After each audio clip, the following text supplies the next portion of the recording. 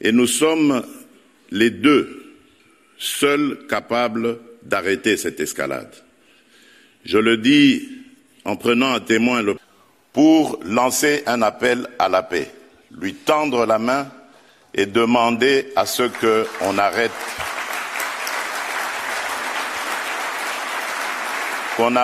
cette escalade.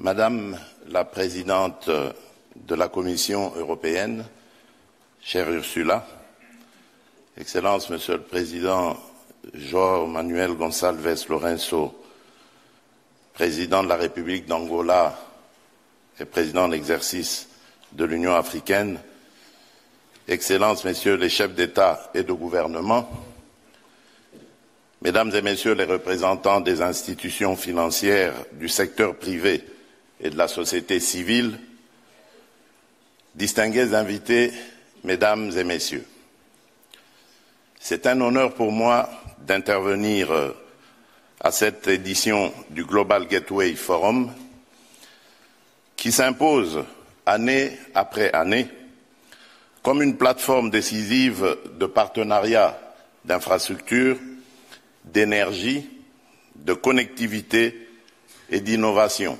entre l'Afrique et l'Europe. Je salue le leadership de l'Union européenne qui, dans un contexte géopolitique et géoéconomique exigeant, fait le choix de lier la relance de la connectivité mondiale à des principes de transparence, de durabilité et de réciprocité. La République démocratique du Congo vient à Bruxelles avec une conviction simple. Nous offrons des solutions. Pays continent au cœur de l'Afrique, riche de ressources stratégiques et d'une jeunesse audacieuse, mon pays est engagé dans une transformation profonde, énergétique, numérique, démographique et écologique, et il souhaite l'ancrer dans un pacte de maturité avec tous ses partenaires, notamment l'Europe, un partenariat d'égal à égal, aligné sur les priorités de nos peuples et ouvert au co-investissement privé. Dans cette dynamique, permettez-moi de vous présenter quelques initiatives phares portées par la République démocratique du Congo et en lien direct avec les piliers du Global Gateway. Il y a en premier lieu le corridor de Lobito. Aux côtés de l'Angola et de la Zambie, la République démocratique du Congo s'est engagée à faire de ce corridor un levier d'intégration régionale, de souveraineté logistique et d'industrialisation. Un investissement initial de plus de 1,6 milliard de dollars américains permettra d'ici 2030 de tripler la capacité d'exportation annuelle de minerais critiques de 3 à 10 millions de tonnes. La modernisation et l'extension de la dorsale ferroviaire, longue de 1300 km, reliant les zones minières de la Copper Belt à l'océan Atlantique, ne vise pas seulement à transporter des minerais, elles doivent ancrer des chaînes de valeur locales avec des zones économiques spéciales, des hubs logistiques, des plateformes de transformation, des centres de formation en cohérence avec la zone de libre-échange continentale africaine, la ZLECAf.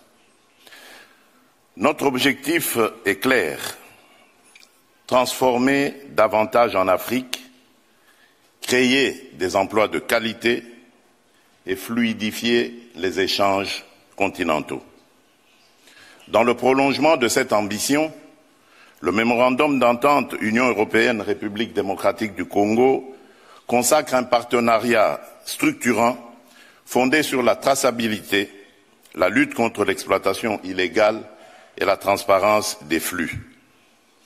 Il prévoit le renforcement des capacités congolaises, de la recherche géologique à la transformation locale et l'essor de clusters industriels dans le plein respect des normes sociales et environnementales. L'ambition est là aussi explicite, transformer, assembler, créer de la valeur sur place et former une main-d'œuvre qualifiée. Cette dynamique va s'appuyer sur des infrastructures complémentaires, notamment logistiques et énergétiques, à commencer par le corridor de Lobito, mais aussi le futur apport du projet du Grand Tinga. En effet, fort d'un potentiel hydroélectrique unique, le Grand Tinga peut devenir le socle d'une industrialisation décarbonée en Afrique centrale, tout en soutenant l'émergence d'usages d'avenir, hydrogène vert, corridors électriques régionaux, offres compétitives pour l'industrie et les services numériques. Nous proposons d'inscrire le projet Grand Tinga dans le pipeline du Global Gateway avec des mécanismes de financement innovants, des garanties, des contrats d'achat d'électricité de long terme et une gouvernance exemplaire sur les plans environnemental et social. Je le dis avec la plus grande conviction. Aucun agenda mondial de transition énergétique n'est crédible sans l'Afrique centrale. Il est donc temps de transformer ce constat en action. Enfin, à l'échelle des territoires, le couloir vert Kinshasa-Kivu s'inscrit dans la même logique d'impact local et d'interconnexion stratégique.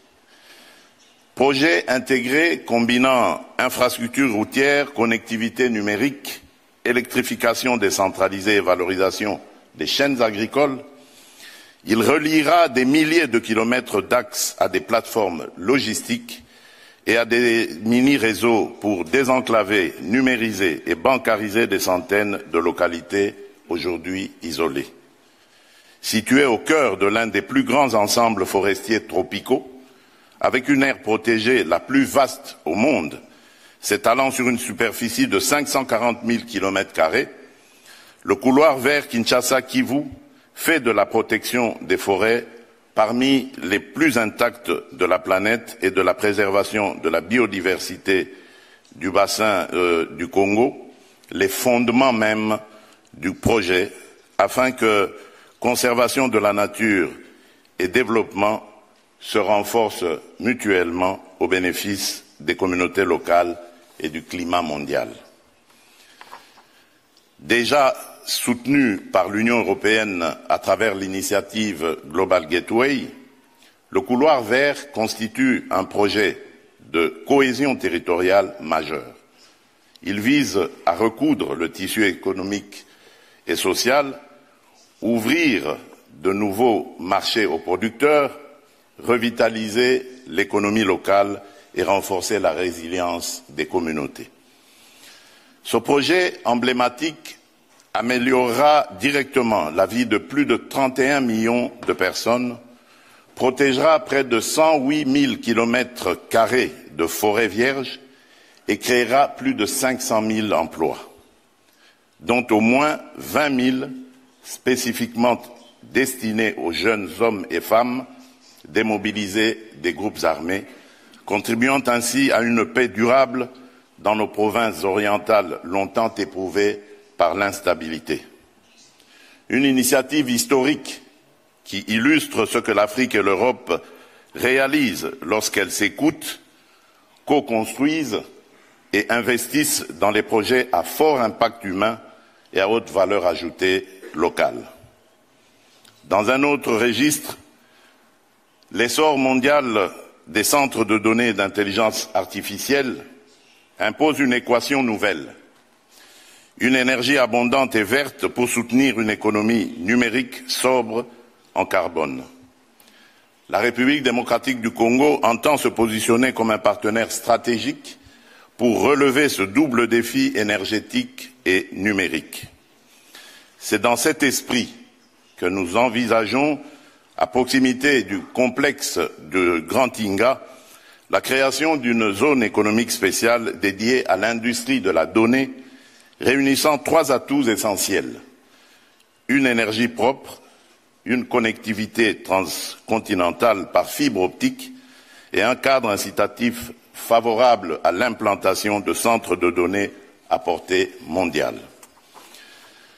À travers ces projets structurants, notre ambition est limpide, faire de l'Afrique centrale un levier stratégique de la révolution numérique mondiale, non plus seulement en tant que pourvoyeur de ressources, mais comme une terre de transformation, d'innovation et de souveraineté technologique partagée.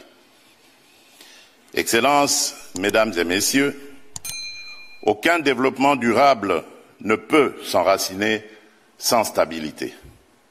Dans l'Est de la République démocratique du Congo, notre peuple subit une agression flagrante, menée par des groupes rebelles lourdement soutenus par un État voisin, en violation du droit international, de notre souveraineté et de notre intégrité territoriale. Et là, permettez-moi de m'arrêter sur cette question, parce que mon discours avait prévu un plaidoyer et un appel à des sanctions contre ce pays. Vous avez deviné de qui il s'agit. Mais étant donné que j'ai vu le président du Rwanda, parce que c'est de lui qu'il s'agit, je prends à témoin l'assistance ici présente et le monde entier qui nous suit à travers les réseaux pour lancer un appel à la paix, lui tendre la main et demander à ce qu'on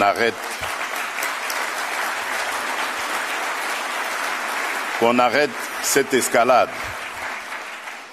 Monsieur le Président, vous le savez très bien, depuis que j'ai été élu en 2019, lors de mon premier mandat, je suis allé voir tous mes 9 voisins, plus particulièrement le Rwanda et l'Ouganda, pays avec lesquels nous avions des tensions, pour vous proposer de travailler ensemble, de rapprocher nos peuples, nos communautés, pour le développement et le bien-être de celles-ci. À aucun moment, je n'ai affiché une attitude belliqueuse, quelle qu'elle soit, à l'égard du Rwanda ou de l'Ouganda ou d'un autre de nos 9 voisins. Aujourd'hui, nous vivons cette situation et nous sommes les deux seuls capables d'arrêter cette escalade. Je le dis en prenant à témoin le président João Lourenço, notre président actuellement de l'Union africaine, dont je rends d'ailleurs l'hommage, un hommage particulier pour son implication dans cette crise, et qui, comme vous le savez, était à quelques encablures de la régler définitivement. Mais malheureusement, sans aucune raison, en tout cas je n'en ai jamais entendu jusqu'à ce jour, vous avez boycotté cette cérémonie alors que nous étions à 98% déjà de recouvrer une paix durable. Mais il n'est pas trop tard pour bien faire. Et c'est pour ça que je prends à témoin ce forum et à travers lui le monde entier pour vous tendre la main, Monsieur le Président, à ce que nous fassions la paix des braves. Et cela demande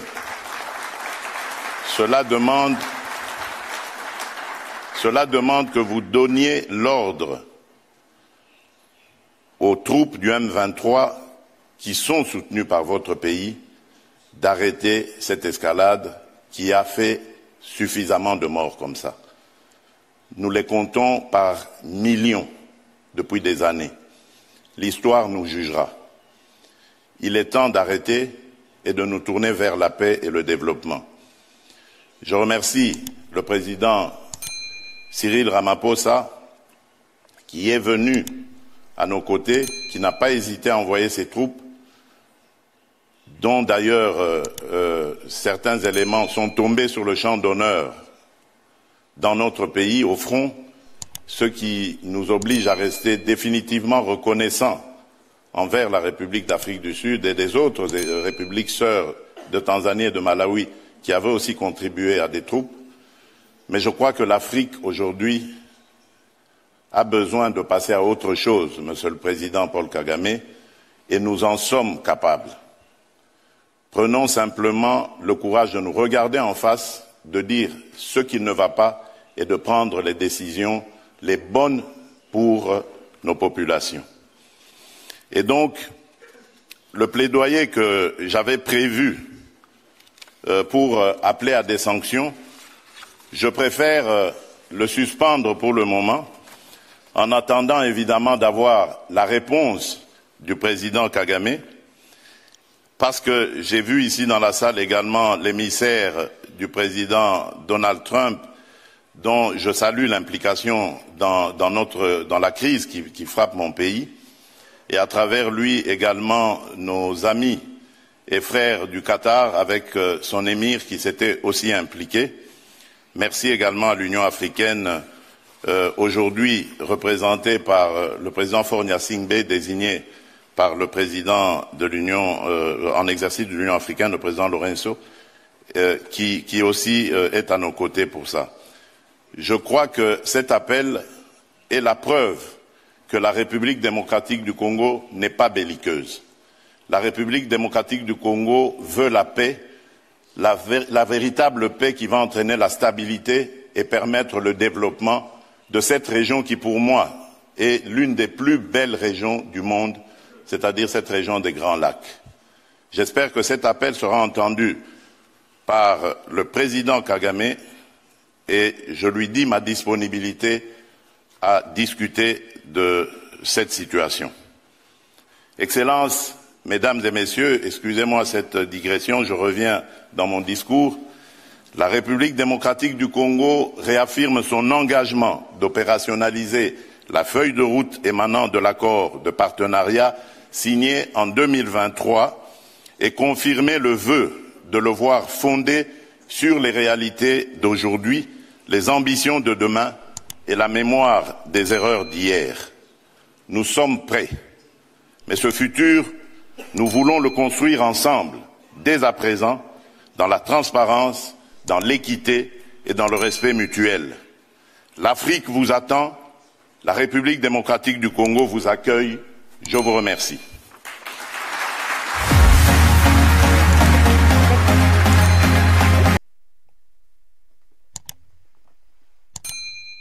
Top Chronique TV, c'est votre chaîne sur YouTube.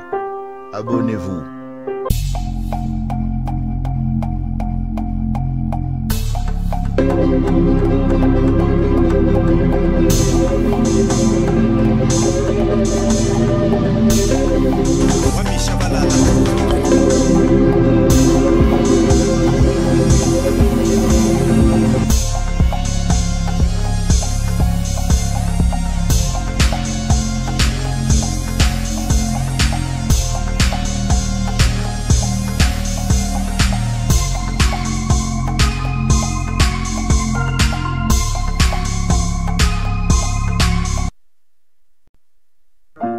Ne manquez plus aucune émission. Voilà.